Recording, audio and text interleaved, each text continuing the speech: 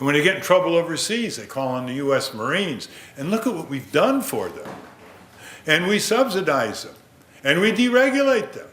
And we give them free drugs developed by the National Institute of Health with our tax dollars. And we don't control the prices. We in fact, don't even require royalties back to Uncle Sam. And we've done all these things for them. And we give them all kinds of tax loopholes. And we allow them to go to Bermuda and the Bahamas and keep all the privileges and immunities of U.S. corporations. But they don't have their fair share of taxes the way you have to. And then when they make capital gains, it's 15%. And you do pretty well as a worker. You make $70,000, $80,000, $90,000. You're in the 30% bracket. Higher tax rates for labor, lower tax rates for capital gains. And what do they say to us now? What do these giant U.S. corporations say to us? We're out of here with our jobs and our industry because of WTO and NAFTA has permitted fascist and communist dictators and oligarchs in other countries who know how to put their workers in their place at 50 cents an hour, 70 hours a week, brutal working conditions with modern equipment, and they're the ones who are going to build these products and ship them back to the U.S., which has more and more hollowed out communities and empty workplaces, or lower real wages.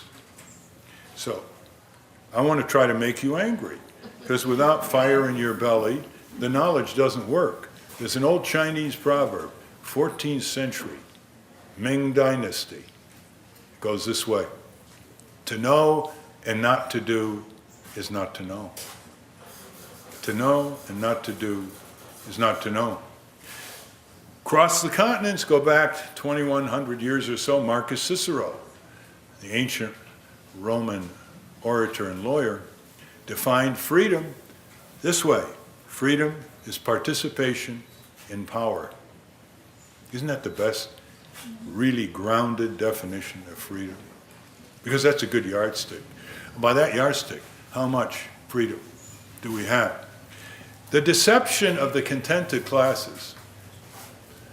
Changes, unfortunately, do not come from the poor on the first round. They're too busy getting through the day. They have too much pain and sorrow and deprivation and repression. It comes from the contented classes. And the contented classes are contented because they don't have that definition of freedom. Their definition of freedom is personal freedom. You've got a lot of personal freedom. We've all got a lot of personal freedom. We can eat what we want, buy what we want, play where we want, have whatever hobby we want, watch whatever TV program we want, associate with whom we want, travel where we want, marry who we want, date who we want. That's personal freedom. We don't have civic freedom. Civic freedom is participation in power. It's being able to say to the criminal recidivists in the White House, Bush and Cheney, you're not going to invade in a criminal way Iraq in an unconstitutional and illegal way and violating U.S. treaties and killing a lot of U.S. soldiers and over 1 million Iraqis. You're never going to come close to that. Civic freedom means we don't let Congress turn around and continue to subsidize with our tax dollars these big corporations, many of them very profitable, Intel, Cisco, Microsoft, with these tax credits to give them an incentive to do research. Like, do you know what their profit margin is? It's like 56%. And they still get the check from the Treasury called a tax credit. Participation in power means we have the safety net. We solve the economic problem that John Maynard Keynes once said modern economies are able to solve.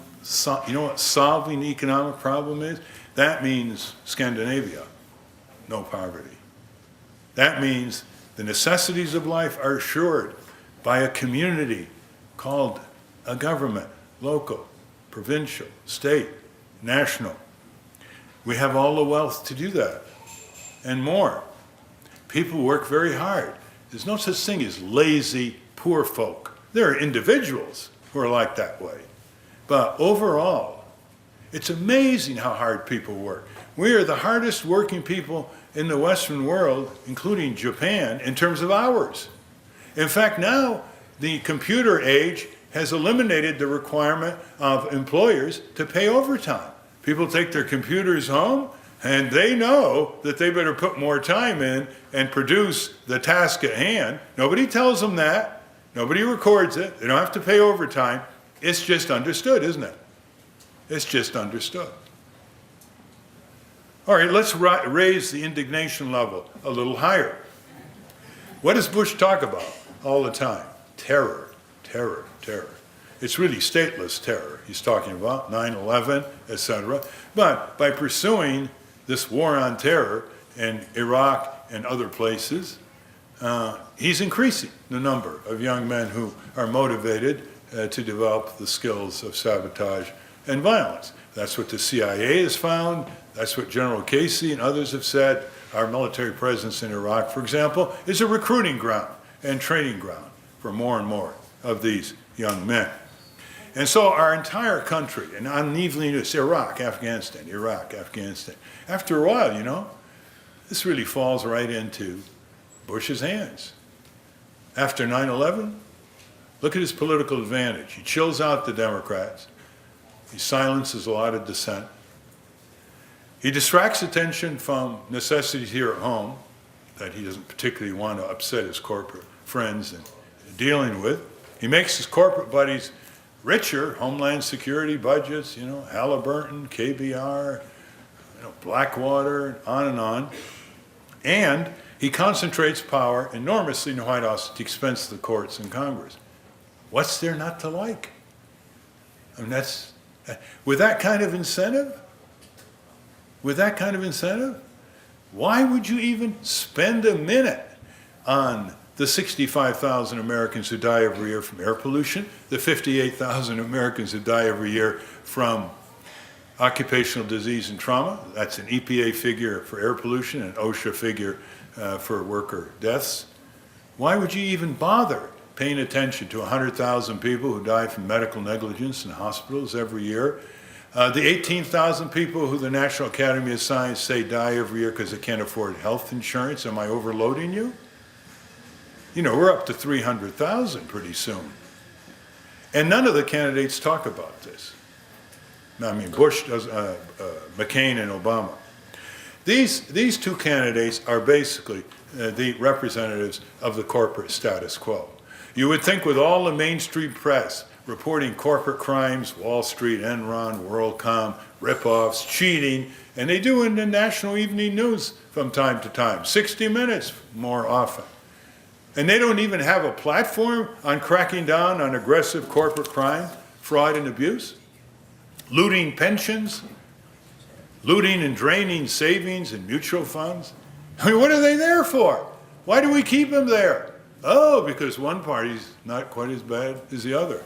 When you talk to the Democrats about how bad they are, they say, do you know how bad the Republicans are? Can you imagine a party defining itself by how bad, how much worse the other party is? And it's decayed. I've spent 40 years in Washington. It's decayed beyond the state of gangrene. We used to get things done there. We got all these laws that have been mentioned, EPA, OSHA, air, water pollution laws, product safety laws, Freedom of Information Act. And we got things done.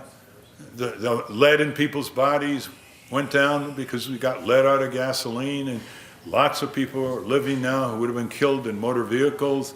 And then, about 1979-80, that's when it started, oil crisis and so on. Then the doors started slamming shut on citizen groups, many of which you pay your dues to, Common Cause, Public Citizen, ACLU, Sierra Club, Friends of the Earth. They don't like to tell you they're working harder and harder to achieve less and less because you might not give them your contributions. We have to recognize that when we cannot improve our government and our country in our national capital, we've got to go into the electoral arena. We've got to go to you. We've got to go to build a new reservoir of human, personal, civic energy that translates into political power.